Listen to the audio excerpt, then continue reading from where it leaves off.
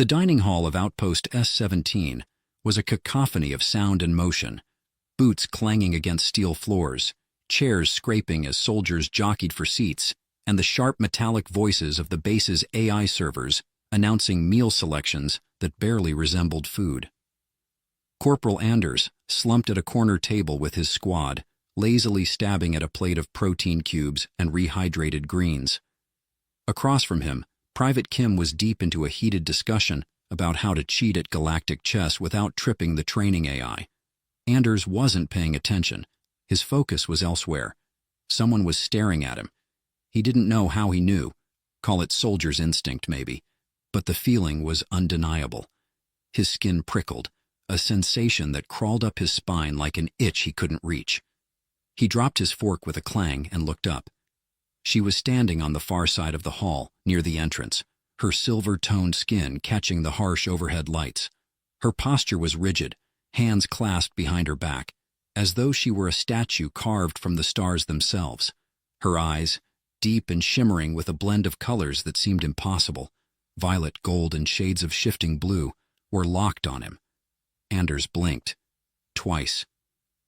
Hey, Kim," he muttered, not breaking eye contact. "You see that?" Kim looked up from his cube of gelatinized mystery dessert. "See what?" "That Vaynari over there," Anders said, nodding toward her. "She's staring at me like I owe her credits or something."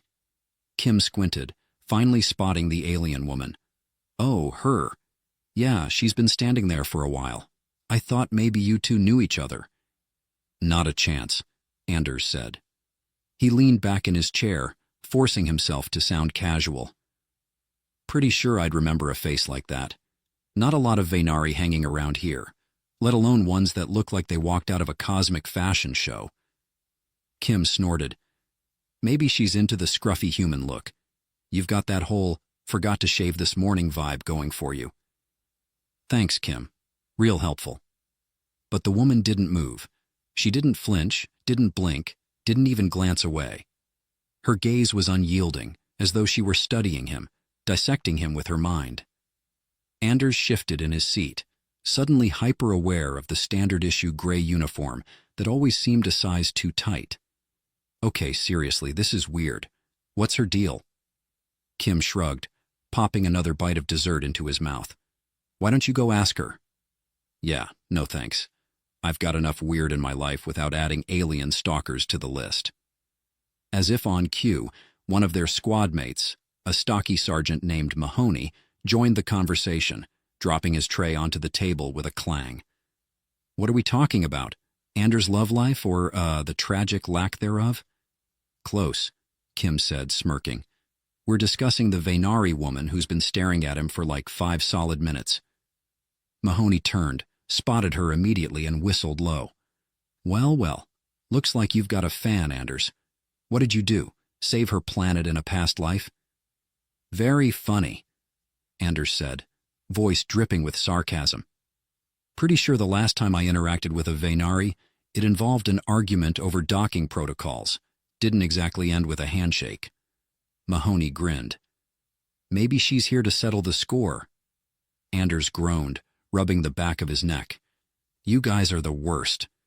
The Vaynari finally moved.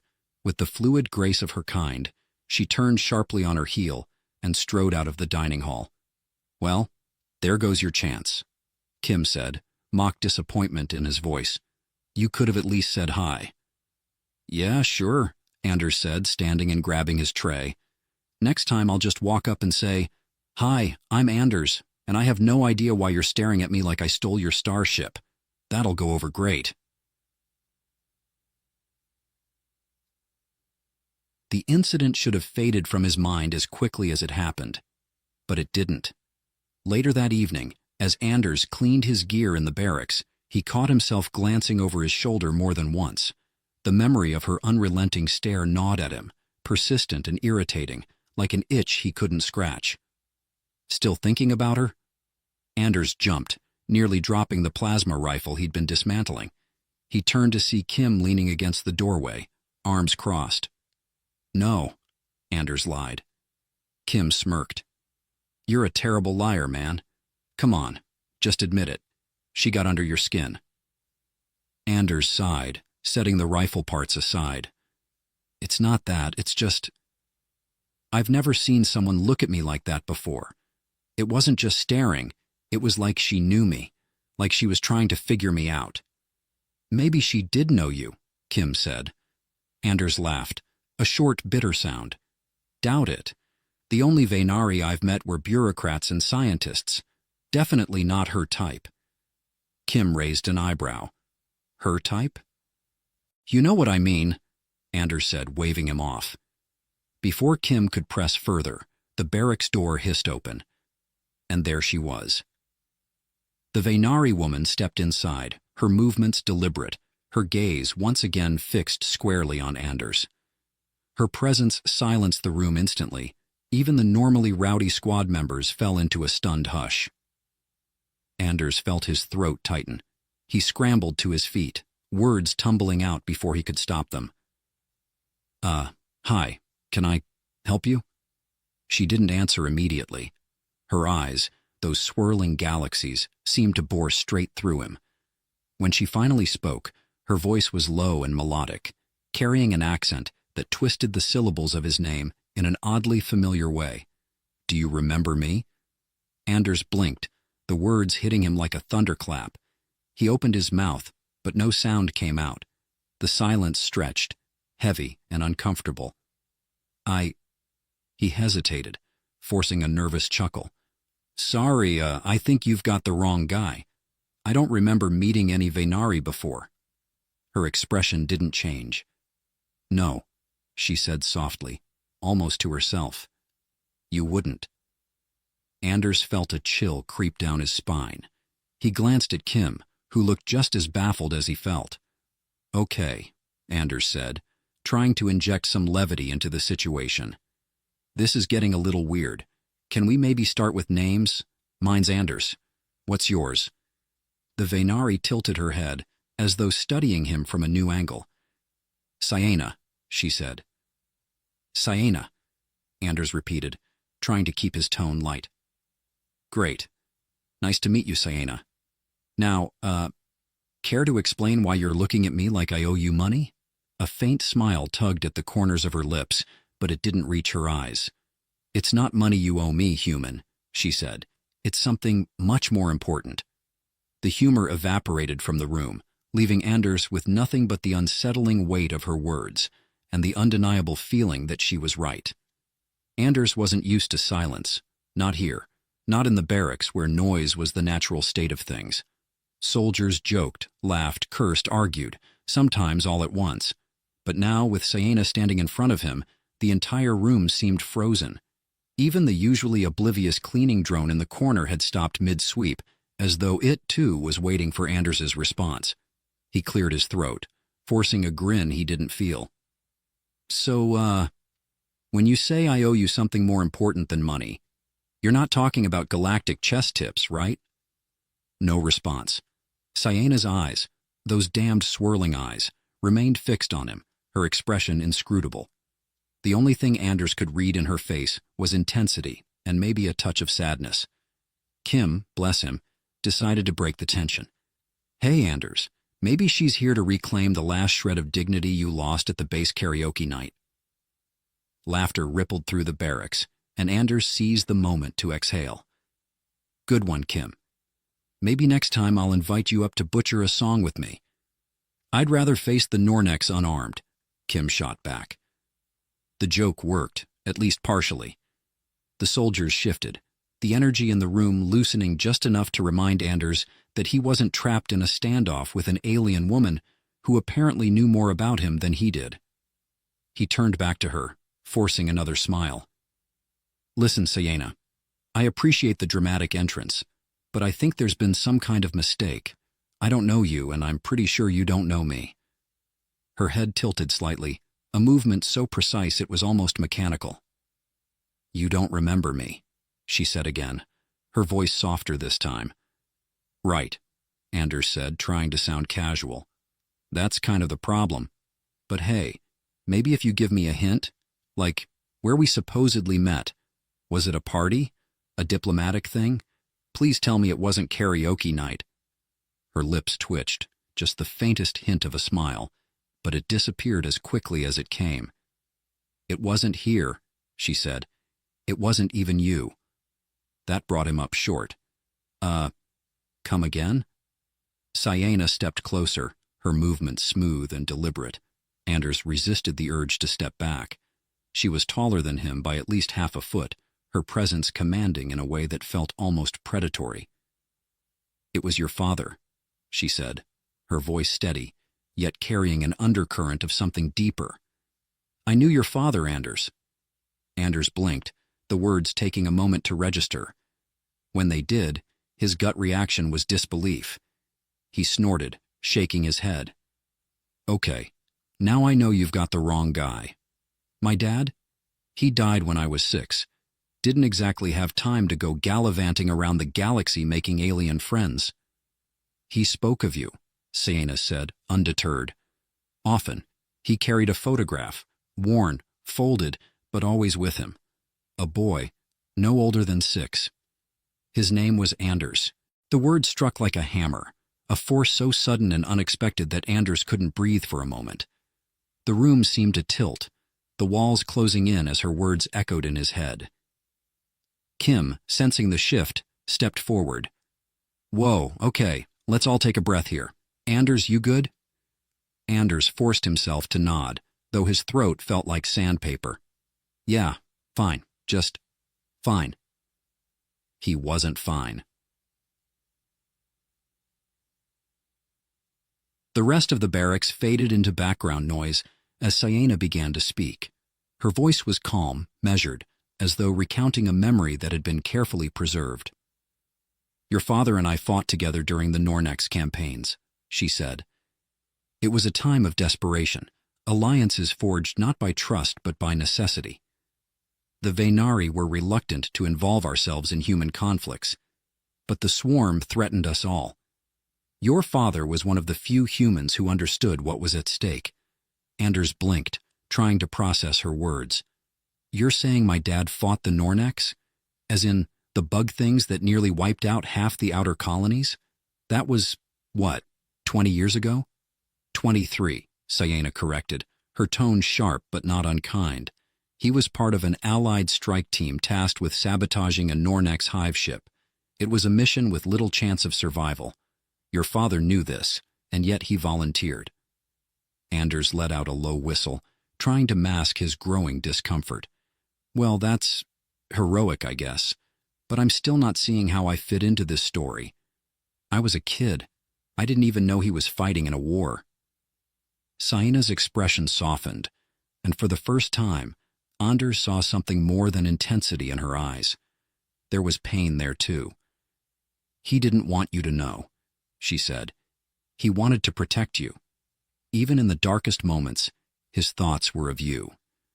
Anders opened his mouth, a sarcastic retort on the tip of his tongue, but it died before he could say it. Instead, he asked, "Why are you telling me this?" "Why now?"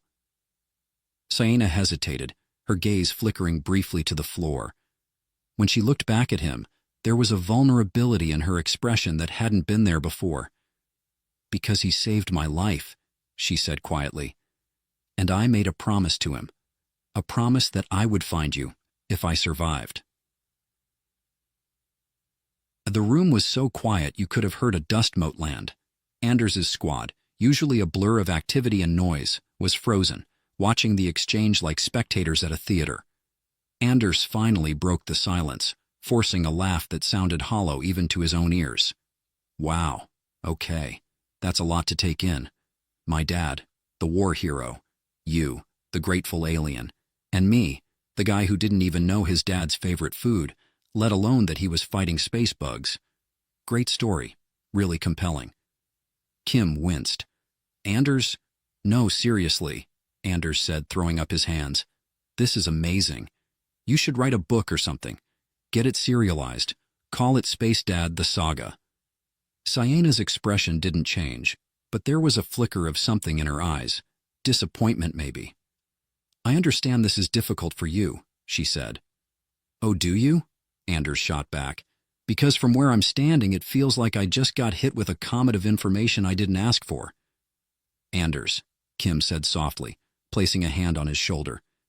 He shrugged it off, running a hand through his hair.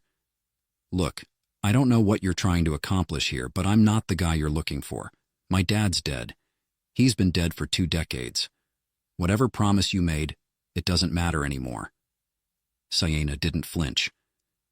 It matters to me. Her words hung in the air, heavy and unyielding. Anders stared at her, his jaw clenched. For a moment, he looked like he might argue further. But then, without another word, he turned and walked out of the barracks. Behind him, Sienna stood motionless, her gaze following him until he disappeared from sight. Kim sighed, glancing at her. He'll come around. He just needs some time to process. Humans are weird like that. Sienna didn't reply, but deep down she hoped he was right. Anders spent the next several hours in a state of restless denial. He told himself he wasn't avoiding Sienna, that he just happened to be inspecting equipment in the armory, triple-checking inventory logs, and recalibrating his HUD interface all in one evening. Sure, maybe he worked a little longer than usual. Maybe he even lingered in the maintenance bay after his tasks were done, staring blankly at a holomap of the sector while the AI occasionally chirped at him to rest to maintain optimal performance. But avoiding her? That wasn't his style. Absolutely not. Still, the memory of her words refused to leave him alone. She claimed to have known his father. She claimed his dad was some kind of war hero, a man who'd fought alongside aliens in a desperate battle to save the galaxy. It sounded more like a pulp novel plot than a piece of his family history. Anders let out a groan and slumped against the wall, his forehead resting on the cool, brushed metal. Why does this stuff always happen to me? He muttered. Statistically speaking, said a disembodied voice, it is not always happening to you. Anders nearly jumped out of his skin. He spun around to see a cleaning drone hovering in the doorway, its spherical body polished to an irritating shine. The drone's single photoreceptor glowed a soft green. Thanks, Rex, Anders said dryly. Just what I needed. Life advice from a glorified vacuum cleaner. I am a robotic extrapolation assistant, the drone corrected in its chipper, synthesized voice. And according to my analysis, you exhibit a recurring pattern of engaging in high-stress scenarios due to poor decision-making and social mismanagement. Anders threw up his hands. Great. My own personal life coach. You taking appointments? Negative, Rex replied. However, I suggest addressing your stress directly. Avoidance is correlated with suboptimal outcomes. I'm not avoiding anything, Anders snapped, before muttering under his breath. Why does everyone think I'm avoiding something? Probability suggests it is because you are. Before Anders could come up with a retort, the drone zipped away, presumably to deliver its unsolicited wisdom to another unsuspecting victim. He shook his head, muttering, Damn robot. Anders eventually wandered back to the barracks. The place was quieter now, most of his squad either asleep or off on night shifts. He moved to his bunk and flopped down, staring at the ceiling. He didn't want to admit it, but the thing gnawing at him wasn't just Sienna's cryptic story. It was the photo she'd mentioned, the idea of his father, a man he barely remembered, carrying a picture of him into a war zone. It stirred something he couldn't quite name. For years, Anders had avoided thinking about his dad. There wasn't much to think about, really. A handful of fragmented memories, the scratchy texture of his uniform, the smell of engine grease, the way he'd ruffle Anders' hair when he came home from work, and then he was gone, like a star winking out in the night sky. Anders sighed. I should have asked her more, he admitted quietly. I should have. A shadow moved at the edge of his vision, and he bolted upright. Sienna stood at the foot of his bunk, silent as a specter. Her luminous eyes caught the faint light from the barracks' overhead panels, giving them an almost ethereal glow. Stars above, Anders yelped, clutching his chest. Can you not sneak up on people like that? I knocked, Sienna said calmly. No, you didn't. Her head tilted slightly. I did. Twice. Anders groaned, running a hand down his face. Fine, whatever. What do you want? I want to talk, she said, her tone steady. Well, it's late, and I was just about to— You were not about to sleep, Sienna interrupted. Your heart rate suggests agitation, not restfulness. Anders blinked. You're tracking my heart rate now? Great. That's not creepy at all. Ignoring his sarcasm, Sienna stepped closer. You have questions, she said, and I have answers, if you are willing to listen. Anders opened his mouth to argue but stopped himself. She wasn't wrong. Fine, he said, swinging his legs over the edge of the bunk. But if this turns into some kind of alien therapy session, I'm out. Sienna inclined her head, the faintest hint of amusement crossing her features. They moved to a quieter corner of the barracks, away from prying ears. Sienna leaned against a support pillar, her posture relaxed, but her gaze unwavering. I owe you an explanation, she began. You think? Anders muttered. Sienna ignored him. Your father, Doran Anders, was more than a soldier. He was a strategist, a leader. When the Allied strike team was formed, he volunteered not because he was ordered to, but because he believed the mission mattered. He believed the swarm had to be stopped. Anders frowned. Why would he volunteer for a suicide mission? He had a family. Sienna's gaze softened. Because of that family. He believed that if he didn't fight, you would grow up in a galaxy ruled by the Nornex. He wanted something better for you. Anders swallowed hard, the lump in his throat making it difficult to respond. I fought beside him, Sienna continued. He was remarkable for a human. Gee, thanks, Anders said dryly. Sienna's lips twitched, a ghost of a smile. He earned the respect of my people. That is not easily done. For a moment, neither of them spoke. The silence was heavy, but not uncomfortable, filled with the weight of unspoken memories. Finally, Anders asked, And the photo? You said he carried a picture of me? Sienna nodded. He showed it to me once, during a quiet moment between battles. He said it reminded him why he fought. He spoke of you with pride. Anders looked away, his chest tightening. He didn't know how to reconcile the image of the man Sienna described with the faint, fading memories of his own father. Why didn't I know any of this? He asked quietly. Perhaps he didn't want you to, Sienna said. Perhaps he believed you would be safer not knowing. Anders let out a bitter laugh. Yeah, well, look how that turned out. I ended up in the military anyway. Perhaps he would be proud of that, Sienna said. Anders looked at her, his expression a mix of skepticism and something softer. You really believe that? I do, she said simply. For the first time since this whole mess started, Anders felt a flicker of something he couldn't quite name. Connection, maybe. Well, he said, leaning back in his chair, if you're going to stick around, you'd better get used to humans. We're messy, loud, and terrible at expressing feelings. Sienna tilted her head, considering. Then it seems I have much to learn. Anders smirked. Don't worry, I'm a great teacher.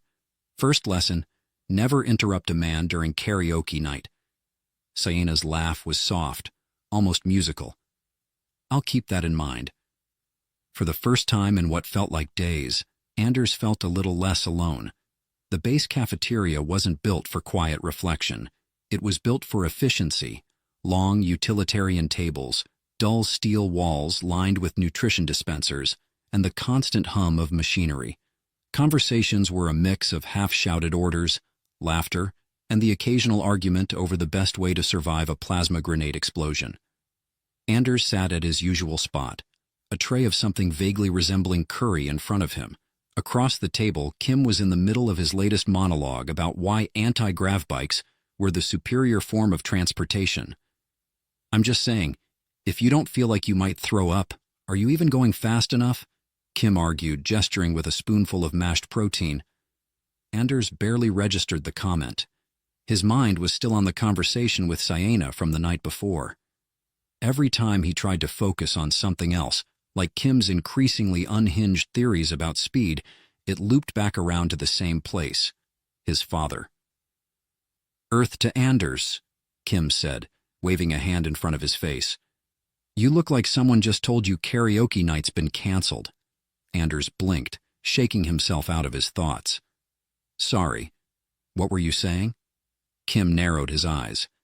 "I said anti-grav bikes are the pinnacle of human engineering, and you said, nothing.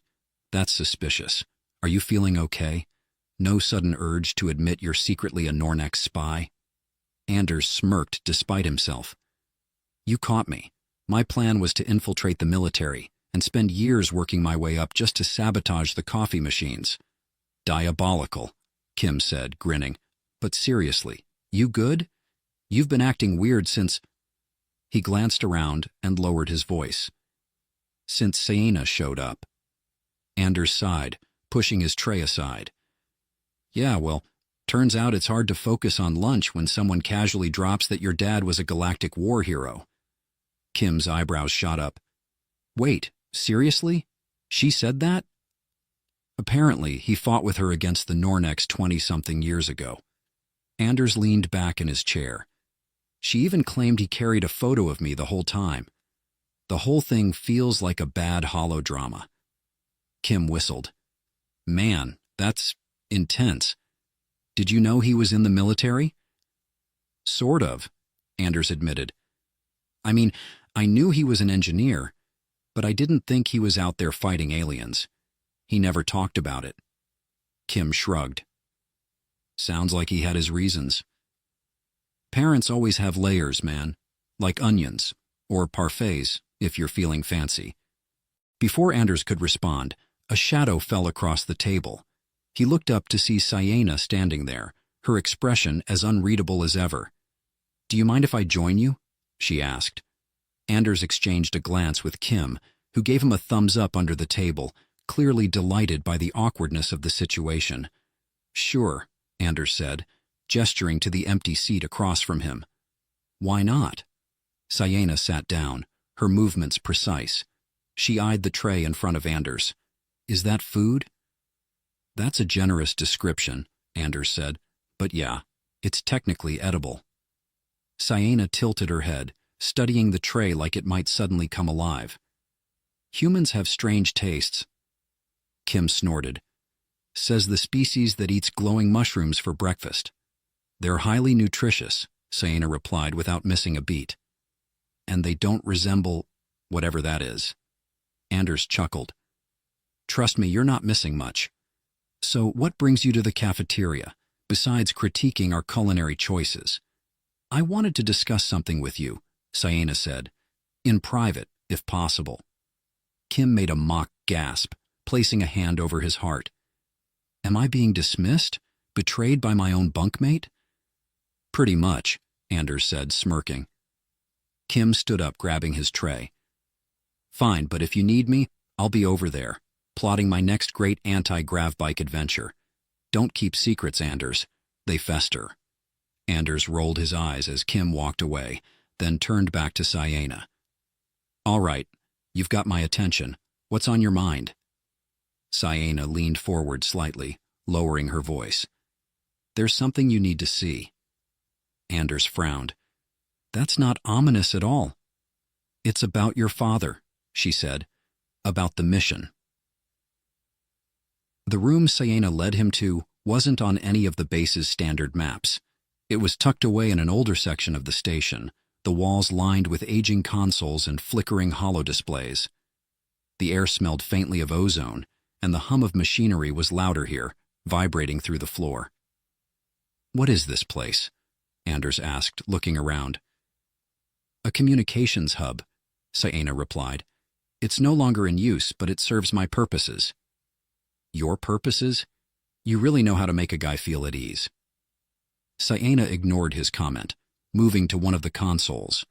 She tapped a series of commands into the interface, and a holographic image flickered to life in the air between them.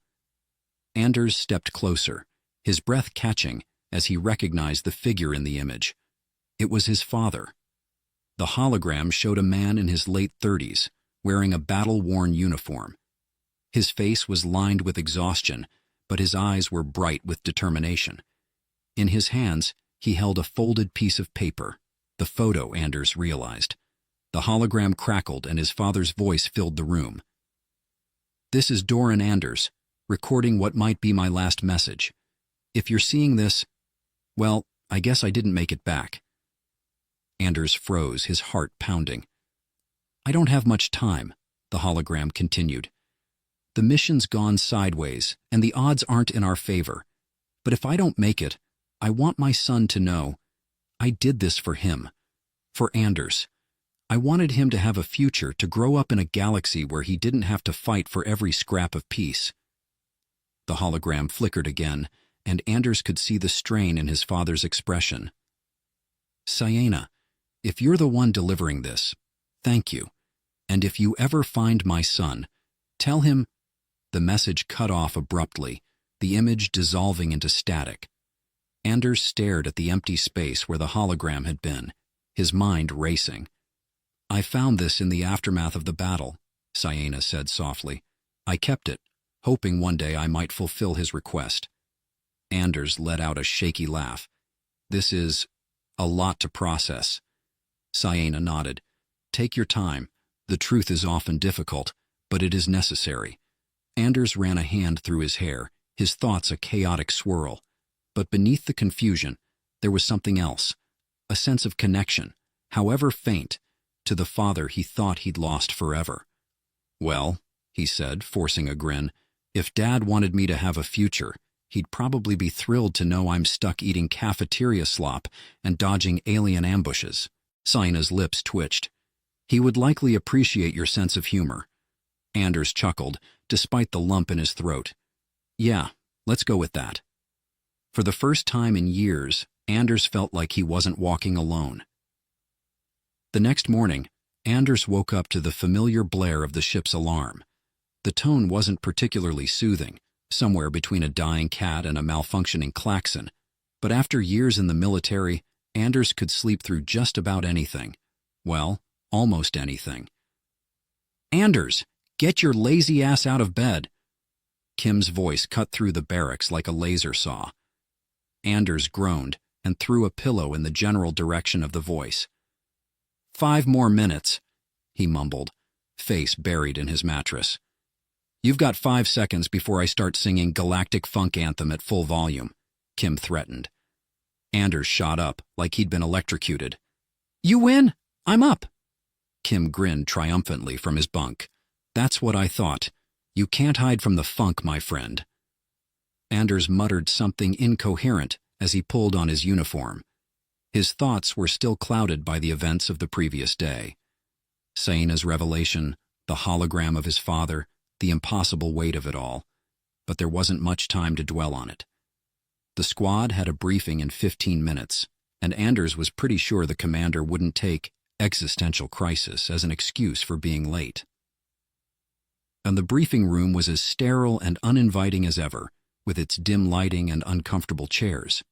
Commander Rourke stood at the front, a hulking figure with a permanent scowl etched into his face. He looked like he chewed on starship hulls for breakfast. "Listen up," Rourke barked, his gravelly voice cutting through the murmurs of the assembled soldiers. "We've got a situation on the outer rim of this sector. A research outpost on Luminara 7 went dark 2 days ago. No distress signals, no comms, nothing." Anders exchanged a glance with Kim, who raised an eyebrow. Rourke continued, gesturing to a holographic display that lit up with an image of a lush green planet. "Luminara 7 is home to some of the best minds in the galaxy. They were working on experimental tech, classified stuff. Whatever happened out there, it's our job to find out and bring them back." "Sounds like a cakewalk," Kim muttered under his breath. "Private Kim," Rourke snapped, his eyes locking onto Kim like a targeting laser. "Do you have something to add?" Kim grinned sheepishly. "Just wondering if there'll be snacks, sir." The room erupted into muffled laughter, and even Anders couldn't help but chuckle. Rourke's scowl deepened. "I'll make sure to pack you a juice box, Private. Now shut up and listen." Kim leaned over to Anders, whispering, "Totally worth it." By the time they arrived at Luminara 7, the mood had shifted from playful to tense. The planet loomed outside the viewport, its emerald surface dotted with swirling clouds. Anders sat in the dropship, his hands gripping the safety harness as they descended through the atmosphere. Across from him, Sienna was quiet, her gaze focused on the distant horizon. "You've been here before?" Anders asked, breaking the silence. "Yes," she said, briefly. "My people have little interest in planets like this." "Too green for you?" "Too quiet," she replied. "Silence often hides danger." Kim, sitting beside Anders, leaned in. "So what you're saying is, we're flying into a death trap?" Sienna didn't respond, but her silence was answer enough. "Great," Kim said, sinking back into his seat. "I love death traps." The outpost was eerily quiet when they landed. The structure was a sleek, modular design, its silvery walls reflecting the surrounding jungle. There were no signs of life, no lights, no movement, nothing. "Stay sharp," Rourke ordered as the squad fanned out. Anders followed Kim and Sienna toward the main entrance. The doors were sealed, but Kim made quick work of the control panel, muttering, "Piece of cake," as the locks disengaged. The interior was just as unsettling as the exterior. The lights flickered sporadically, casting long shadows across the walls. Equipment lay scattered across the floor, and there were scorch marks near the central console. "Well, this isn't ominous," Anders said, his voice echoing slightly. "Understatement of the year," Kim replied. As they moved deeper into the facility, Anders couldn't shake the feeling that they were being watched. The air was thick with tension, and every sound seemed amplified. The hum of their equipment, the crunch of boots on the floor, the faint buzz of distant machinery. They reached what appeared to be the main lab. Sienna paused at the doorway, her expression unreadable. "What is it?" Anders asked. "This technology," she said, gesturing to the consoles and equipment. "It's unusual." "Unusual how?" Kim asked. "Like, gonna explode in our faces unusual?" Sienna didn't answer immediately. She moved to one of the consoles, her fingers brushing over the controls. The screen flickered to life, displaying a series of complex diagrams and equations. "This," she said, pointing to the display, "is not human in origin." Anders frowned. "What are you saying? That the researchers were working with alien tech?" "Or trying to reverse engineer it," Sienna said. "Poorly." Kim let out a low whistle. "Well, that explains the scorch marks." Before anyone could respond, a loud crash echoed through the facility. The team froze, weapons raised as the sound reverberated through the halls. "What the hell was that?" Anders whispered. Rourke's voice crackled over the comms. "All units, report in. Something's moving in the lower levels." Anders' heart pounded as they moved cautiously toward the source of the noise. The corridor was narrow, the walls closing in around them as they descended a staircase into the sub-level. The room they entered was massive, filled with towering machines and glowing conduits. In the center stood a containment unit, its transparent walls cracked and splattered with an unidentifiable black substance. "Well, that's not terrifying," Kim said. Sienna's eyes narrowed as she approached the unit.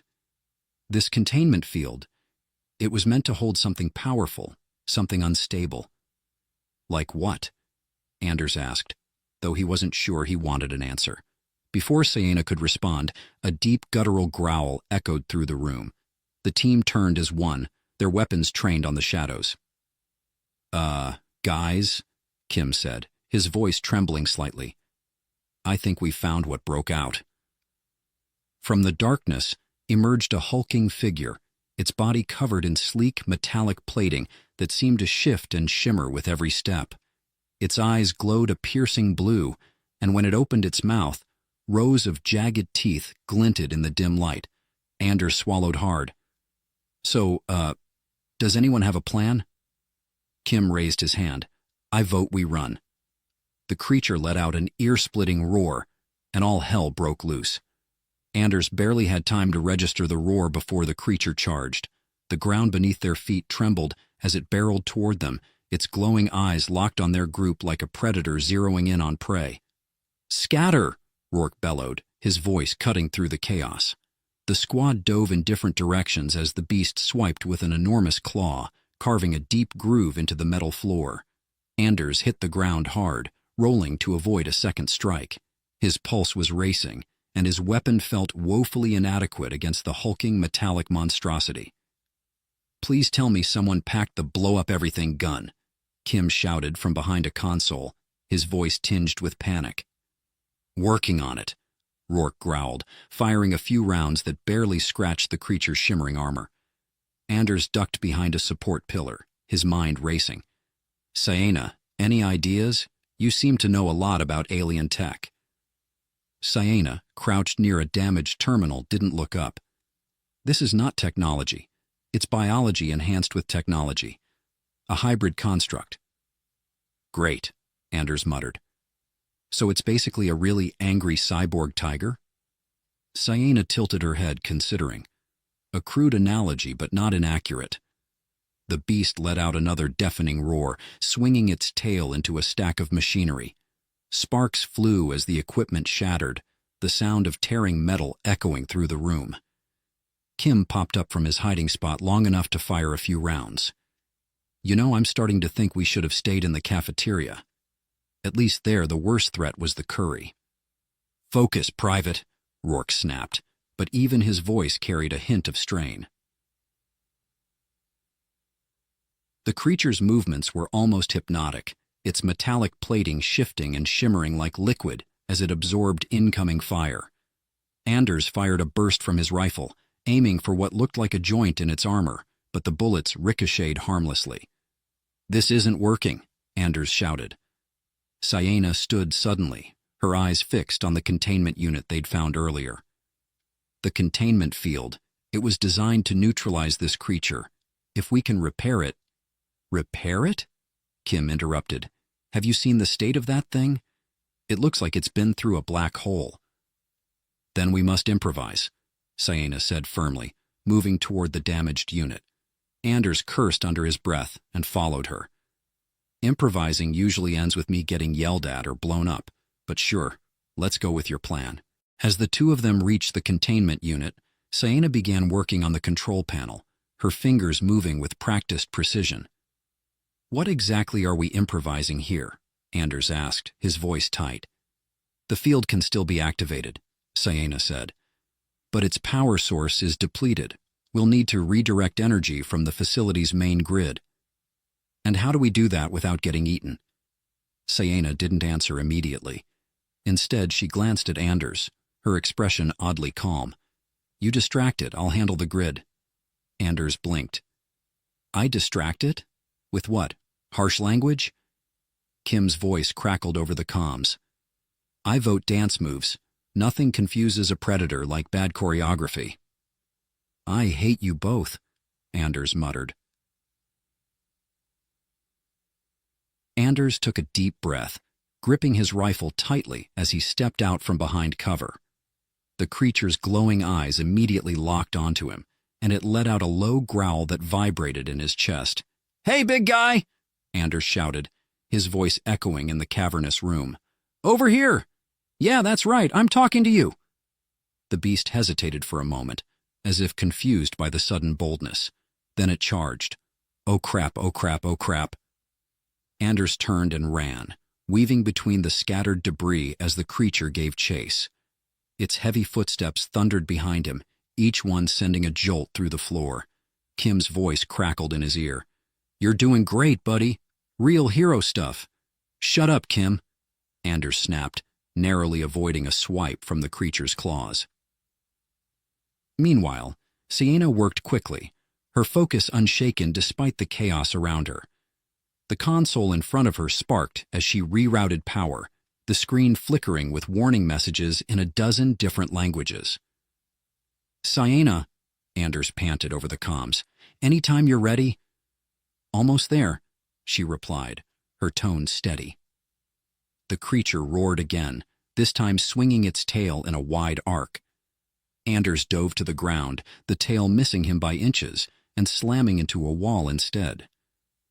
"Definitely going to need a chiropractor after this," he muttered, scrambling to his feet.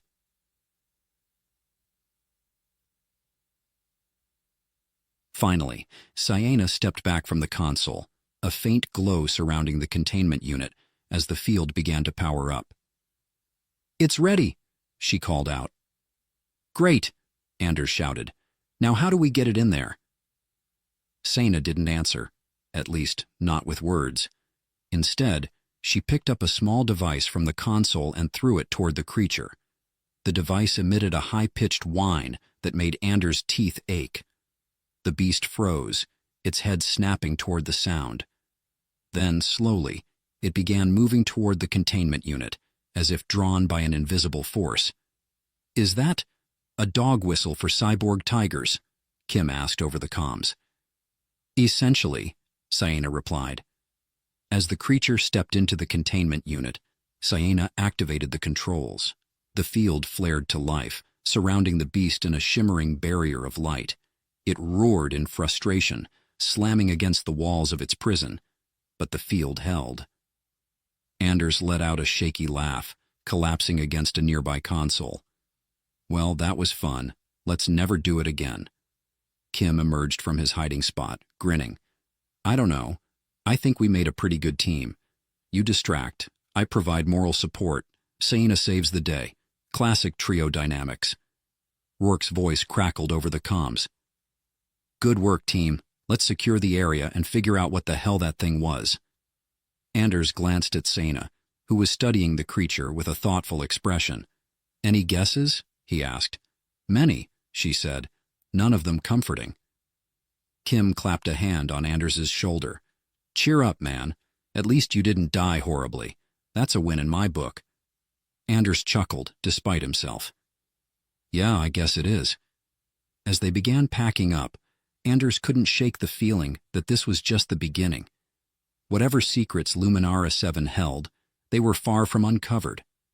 And he had a sinking suspicion that his father's past was somehow tangled in it all. The containment unit hummed softly, a strange counterpoint to the lingering tension in the room. The cyborg beast was subdued, its glowing eyes dim, but still watching them from within its shimmering prison. Anders leaned against a console, feeling the weight of exhaustion settle over him. Every muscle ached, his uniform was torn in a dozen places, and he was pretty sure he had a bruise forming on his left kidney. But they were alive, somehow. "All right," Kim said, breaking the silence. "So who gets to explain this mess to command?" "Because I vote not me." Rourke's scowl deepened, which was impressive given his usual baseline. "Nobody's explaining anything until we know what the hell this thing is." He pointed to Sienna. "And you, alien lady, start talking. What do you know?" Sienna didn't bristle at the demand. Instead, she remained calm, her gaze fixed on the creature as if seeing something the rest of them couldn't. "This hybrid is a byproduct of ancient technology, not of my people, but from those who came before." "Came before?" Anders asked, frowning. "The architects," Sienna said, her voice soft, almost reverent. "An extinct species that once spanned the galaxy. They were masters of creation, melding biology and technology in ways that even we cannot replicate. This creature is their remnant, a guardian perhaps, or a weapon left unfinished." Kim tilted his head. "So, we're dealing with a superweapon from a race of super nerds who are super dead?" Rourke shot him a glare. "Private." "Just trying to lighten the mood, sir," Kim said with a grin. As they secured the area, Anders felt the pull of the hologram room. He didn't know why. Maybe it was curiosity, or maybe he just needed answers to the questions still swirling in his mind. He found himself standing in front of the console once again, staring at the blank space where his father's image had appeared. Sienna joined him, her presence quiet but grounding. "You seek more answers?" Anders nodded. "It's just hard to believe. My dad, working on alien tech? And now all this." He gestured to the room around them. "It doesn't make sense." "Perhaps," Sienna said. It is not about understanding everything. Perhaps it is about what you choose to do with what you've learned. Before Anders could respond, the console flickered to life. Sienna stepped forward, her fingers brushing over the controls. The hologram reappeared, not his father this time, but a map of the galaxy dotted with glowing points of light. "What is this?" Anders asked. "Coordinates," Sienna said, her voice filled with quiet wonder. "Locations of other remnants." Kim's voice crackled over the comms. "Hey, guys, we've got company topside. Like, a lot of company." When Anders and Sienna emerged from the lab, they were greeted by the sight of sleek, angular ships descending through the jungle canopy. Their hulls shimmered like liquid, and their weapons bristled with alien menace. "Well," Kim said, standing beside Rourke, "this just keeps getting better and better." Sienna's expression darkened. "They are not of my people." "Who are they?" Anders asked. "Raiders," she said. "Collectors of ancient technology. They will not leave without the hybrid." "Guess they're going to be disappointed then," Rourke said, cocking his weapon. "Everyone, prepare to defend the outpost." The battle that followed was chaos. The raiders were fast, their weapons strange and deadly, but the squad held their ground. Sienna fought alongside them, her movements fluid and precise, her energy weapon cutting through their ranks with ease. Anders found himself in the thick of it, his rifle blazing as he covered Kim, who was trying to rig up a trap using some of the outpost's damaged equipment. "Tell me this is going to work," Anders shouted over the din. "Define work," Kim replied, sweat dripping down his face. "I'm going to kill you if we survive this." "Fair enough." The trap, an improvised electromagnetic pulse, detonated moments later, sending a surge of energy rippling through the air. The raiders' ships faltered, their shimmering hulls flickering like static, before crashing into the jungle. The remaining raiders fled, their retreat as swift as their arrival. In the aftermath, the team regrouped. Rourke barked orders to secure the area and prepare for extraction, but Anders' focus was on Sienna. "You knew this would happen," he said. Sienna met his gaze, her expression unreadable. "I suspected. The architect's technology draws those who would misuse it. It is why it was hidden." "And now it's not hidden anymore," Anders said. "No," she agreed. "But perhaps it is better this way." Anders frowned. "How do you figure?" Sienna placed a hand on his shoulder, her touch surprisingly gentle. "Because you, Anders, are not your father. You can choose a different path."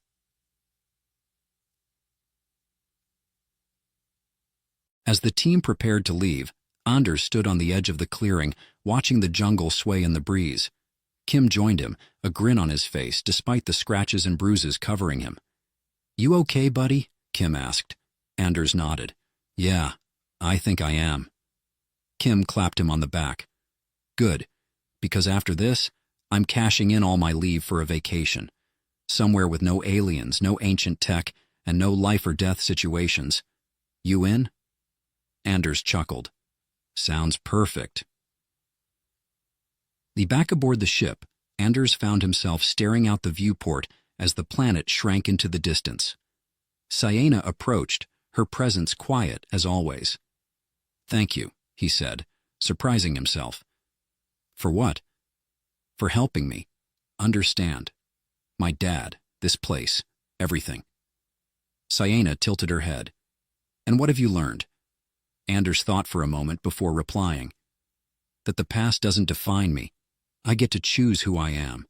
And maybe I'm not so bad at this hero thing after all." Sienna smiled faintly. "You have potential, Anders. Perhaps more than you realize." As the stars stretched into lines and the ship jumped to hyperspace, Anders felt a strange sense of peace. The journey wasn't over. There were still questions, still mysteries to unravel. But for the first time, he felt ready to face whatever came next. And somewhere, in the back of his mind, he could almost hear his father's voice. "Do you remember me, son?" Anders smiled. Yeah, Dad. I remember.